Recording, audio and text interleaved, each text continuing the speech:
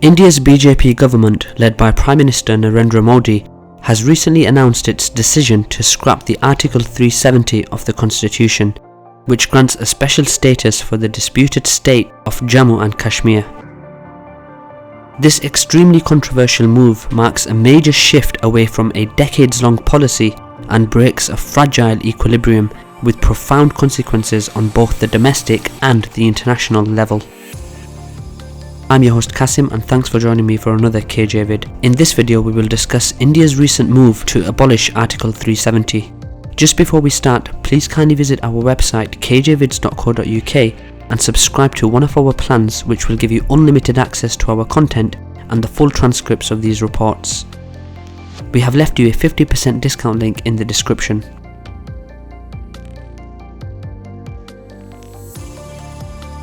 Kashmir has been the object of a bitter territorial dispute since the creation of India and Pakistan in 1947.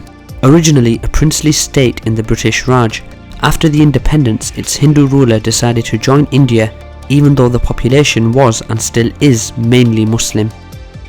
War immediately erupted between the two newborn states and India emerged victorious. Yet the conflict was not resolutive for Kashmir, as it was split between the two countries, an Indian-controlled part enclosed in the broader federal state of Jammu and Kashmir, and a Pakistani portion known as Azad Jammu and Kashmir, where Azad stands for free. In addition, there is also a Chinese-occupied area named Aksai Chin. The situation is complex. New Delhi claims its sovereignty over both the Pakistani and Chinese zones. Islamabad reivindicates the Indian portion, and China is firm in considering Aksai Chin as its own territory. 3 other wars were fought in the area: the 1962 Sino-Indian War, which ended with Beijing's victory, the inconclusive India-Pakistan War of 1965, and then a smaller-scale conflict known as the Kargil War, which took place in 1999. Many other minor clashes occurred, the most recent of which took place last February following a terrorist attack in Indian-occupied Kashmir and the subsequent airstrikes conducted by New Delhi and Islamabad on each other's territory.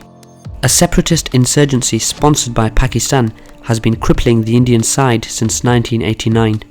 Terrorist attacks have been performed by Islamist groups, and the conflict has caused several thousands of victims.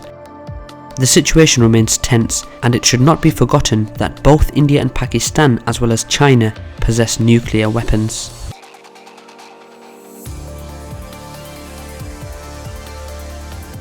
The Indo-Pakistani dispute over Kashmir is therefore a highly symbolic matter, since both sides regard the region as an integral part of their territory that is partially and illegitimately occupied by the other.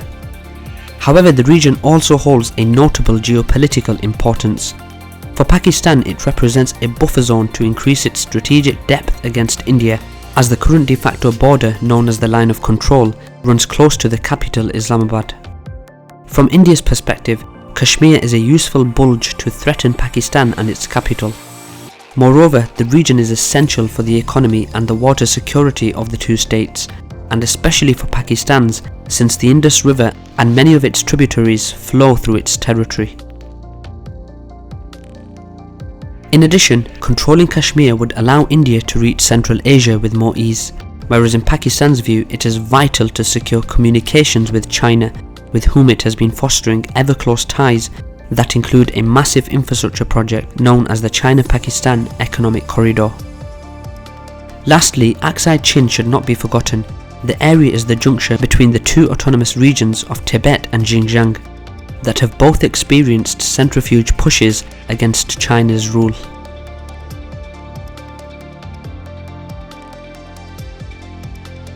Article 370 of India's constitution has been the cornerstone of the political equilibrium inside Jammu and Kashmir since the partition.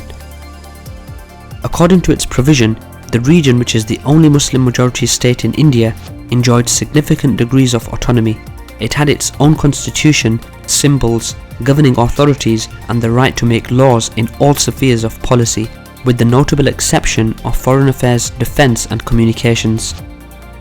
It also ensured particular privileges for the locals and forbade the sale of land to outsiders, a key measure to avoid immigration and economic appropriation that may marginalise the Kashmiris in their own territory. It is widely believed that Article 370 has played a key role in preserving a shaky balance in the region and in preventing separatism to become a mainstream ideal among its population. However, the article is now revoked. Careful observers understood that something was about to happen since early August. The central government dispatched tens of thousands of additional soldiers in the region, closed several facilities, suspended communications, asked tourists to leave, and placed several local leaders under house arrest. Yet most believe that Modi's administration would only drop Article 35A, which grants special rights to Kashmir's people and is itself related to Article 370. Instead, with the move whose legal legitimacy is strongly disputed, the executive scrapped the whole Article 370, with the notable exception of the part affirming that Kashmir belongs to India. The Modi administration also intends to split the current state in two federally administered territories, a smaller Jammu and Kashmir, respectively of Hindu and Muslim majority, and a new Buddhist majority, Ladakh. With the article gone, the decade-long political equilibrium in Kashmir will probably shatter, especially since the Kashmiris fear that immigration and land appropriation will follow, ultimately making them a powerless minority in their own land. In the past few days, the whole state has been isolated from the rest of the world by security forces, roadblocks and communication interruptions. But the few available information seems to indicate that most Kashmiris, as expected, are angry and worried about the issue. Clashes between mobs and the police have been reported.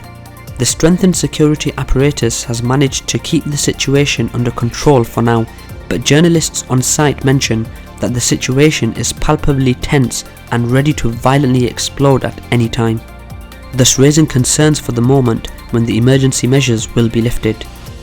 In fact, many fear that the measure will push even moderate Kashmiris to support separatism and spark a new, more intense phase of insurgency. Yet the reaction has been different in the rest of India. Some political parties, notably the main opposition force, the National Congress, have condemned the scrapping of Article 370, but few seem to willingly challenge Modi either legally or politically out of fear of being labelled as anti-India. On the contrary, even some liberal parties like Bahujan Samaj and Aam Admi have expressed their support for the executive. Many ordinary citizens have welcomed the decision to the point of cheering in the streets. It must also be noted that there is a category of Kashmiris that has celebrated the members of the Hindu upper caste of the Kashmiri Pandits. They have been the object of violent attacks since the insurgency began, and thousands of them were forced to flee their homes. In short, the issue is very sensitive and also very divisive in India, and there could be far-reaching repercussions.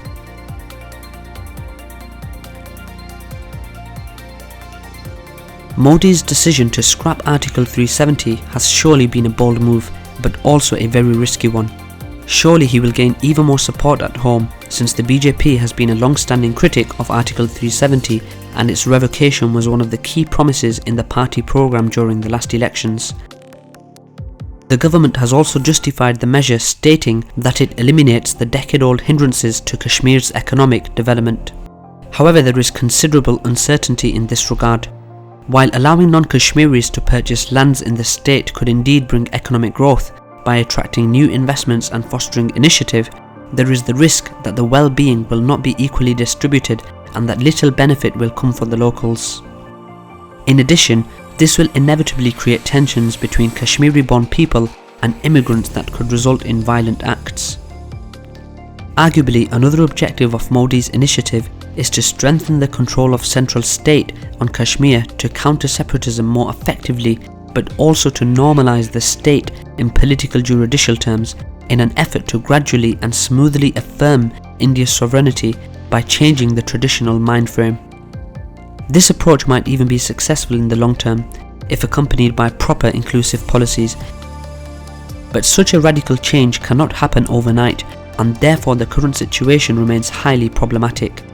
Instead, in the short term, it raises the risk of alienating the Kashmiri population and strengthen anti-Indian forces, something that would be contrary to New Delhi's interests. The measure may also backfire on Modi, as a more intense insurgency may damage his government's credibility if it proved incapable of addressing it.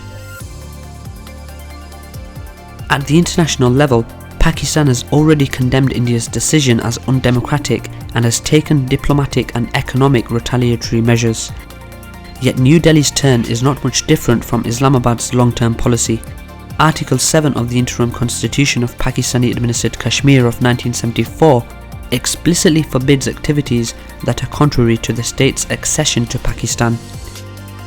Even though President Imran Khan has ruled out the use of military force, history shows that Kashmir is a flashpoint that can bring the two states to war, and the February incident is not a positive sign. The issue also touches China, which is left in an awkward position.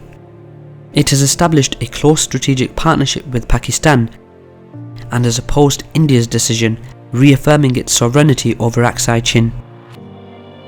However, New Delhi's recent turn on Kashmir resembles very much Beijing's long-standing policy on Tibet and Xinjiang. In conclusion, Modi's move has mainly a domestic political rationale, but the issue may have a broader impact. First, it is likely to trigger a new phase of intense insurgency in Kashmir that could ultimately damage Modi's popularity. And secondly, it exacerbates tensions with Pakistan and raises the risks of a new clash, without forgetting China. For the moment, everything is relatively calm, but this could well just be the calm before the storm.